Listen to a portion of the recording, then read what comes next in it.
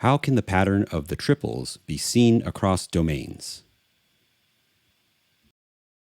But it will happen. So for instance, those two domains are they're pretty different from one another, right? There's not an obvious connection between the triple of structure in music, what we'd call rhythm, or maybe melodic forms, intensity, as you mentioned, or volume, and this notion of tonality, like the individual sound that it would have. But if we explore the modalities sufficiently, like if we begin to sort of develop a kind of rapport with the sort of qualities, then there does eventually emerge a kind of underlying correspondence that would allow us to sort of describe that. So, for example, if I were to take just an initial thing, I might suggest, like, for example, that when we think about creation, we're thinking about qualities. And when we're thinking about existence, we're thinking about patterns. And when we're thinking about intensity, we're thinking about interactions. And, at this moment, because you brought it up as an example, I'm just sort of basically saying, this is how I would align those. But the reason for that alignment is something that is, it's a little bit like getting to know somebody over time. Like at first, you just know how they dress, or you might know if they have some sort of mannerisms or something. But over time, you learn what their interests are. You learn what kind of associations they get involved in, what hobbies and habits they might have, and so on. So in that same sort of way, the modalities have sort of an archetypal quality to them, or an archetypal pattern, or a particular way of manifesting in relation to the other two modalities. And any specific language that I would use to describe what that is, of course, is going to be spoken within a language. And that language is going to be a context with which I view the modalities, as much as I might say, well, as I encounter a person at the workplace, it's going to be a little different than when I encounter them socially. And it's going to be a whole different experience if I'm in a relationship with them that has intimacy characteristics. So, in effect, as we begin to increase the richness of how we interact, we learn more about what those qualities are and why they might have the patterns and the shapes that they do. But in that sense, we're looking at it a way that's starting to go beyond a particular context, beyond a particular language with which we would view it, or a particular viewpoint from which we might be viewing it. So in that sense, you could think of the axioms and the modalities as being like the primary concepts, or the notion of triplication and foundational triplication and type isomorphism as being kind of like orientating ideas. But then we have lots and lots of examples of how the triple concept shows up in specific domains.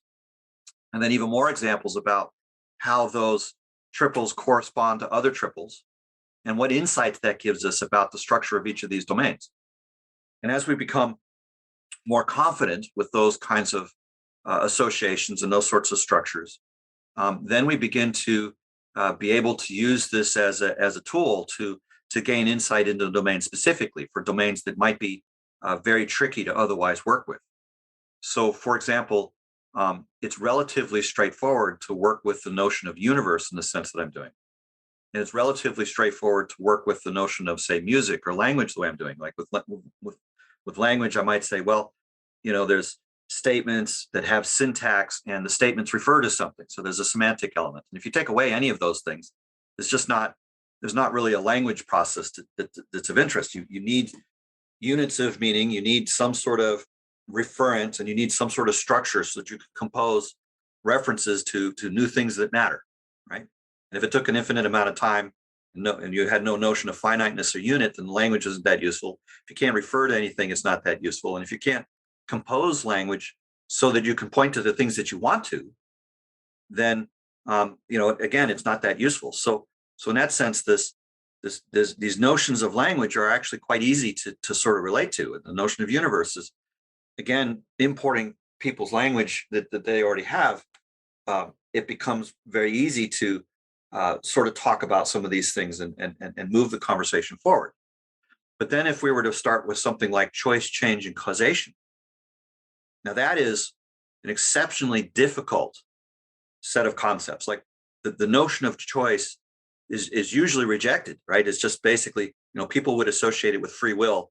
And there's all sorts of reasons. If you're coming from a deterministic assumption that science and math are essentially the same topic, then the notion of determinism basically rejects the notion that there's any opportunity for potentiality at all. And so, in effect, a lot of people have basically taken on the idea that, well, let's see, there's some sort of indeterminism associated with quantum mechanics. We know that theory is true because, we verified it as robustly as we can. It's literally the most well-tested body of knowledge ever by a lot, by a substantial margin. So in physics, it's basically said, well, we don't necessarily know that we understand this theory called quantum mechanics, but we have to accept that the math works because this math works better than any other math we've ever tried. And so in that sense, they've said, okay, well, it seems like this notion of indeterminism is built in. And therefore, maybe there's a way for us to talk about randomness, but that doesn't make sense as far as choice is concerned, because we experience choice as meaningful and randomness is not meaningful. So therefore, we're still not, and I'm speaking as if a physicist at this moment. Obviously, I'm not talking as myself. So physicists would reject the notion of choice just out of hand because it doesn't make sense from within a determinist or even indeterminist perspective. But when we have the metaphysics, and the metaphysics gives us this sort of underlying topology, that we can now talk about the relationship between choice, change, and causation in terms of this entire library of other modal correspondences, other domains, including the one of language, including the one of universe, including things like the relationship between domain, identity, and relationship itself. Then what ends up happening is that we actually get insight into the nature of choice. We get insight into the nature of causation. We get insight into the nature of change. And these concepts, choice, change, and causation, are so primal, so inherent in the notion of what is real, that to have cognition about them or to be able to perceive them in any real way is just it's an incredibly difficult thing. Like if you were to ask a physicist to define why causation is a concept or where does that come from, they're just not going to have any idea at all.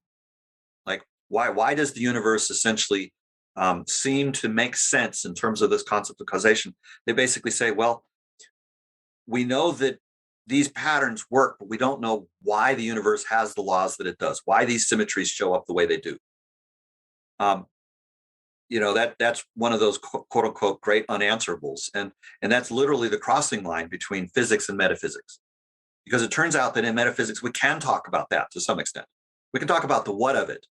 Still, the why part might still be mysterious, but we'll notice, for example, that even in the notion of the question of what, why, and how, that there's a kind of triple there. That the metaphysics itself says, well, actually, the interesting question is not the why or even the how. The why would be physics and the how would be technology. The real interesting question is the what. What do we mean when we say something is lawful? What do we mean when we say that we're perceiving these patterns and the nature of perception has built into it this phenomena of symmetric regularity. And it changes the nature of the question, because if we take the idea that the relationship is more fundamental than the things related, then to some extent we might say that it's inherent in the nature of perception itself to be the case that it will perceive these symmetries.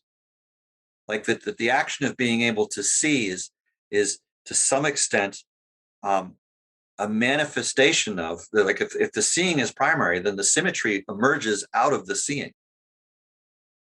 And this, of course, is something that gets, it sounds pretty woo, but on the other hand, when we look at how the math of general relativity and quantum mechanics actually works, that is, in fact, what's going on. The measurement is the way in which we know. And so to some extent, we're saying, well, the shape of the universe is in a sense defined by the shape of this manifold of possible interaction, and the shape of what we think of as the difference between the actuality and the potentiality is defined by the measurement act.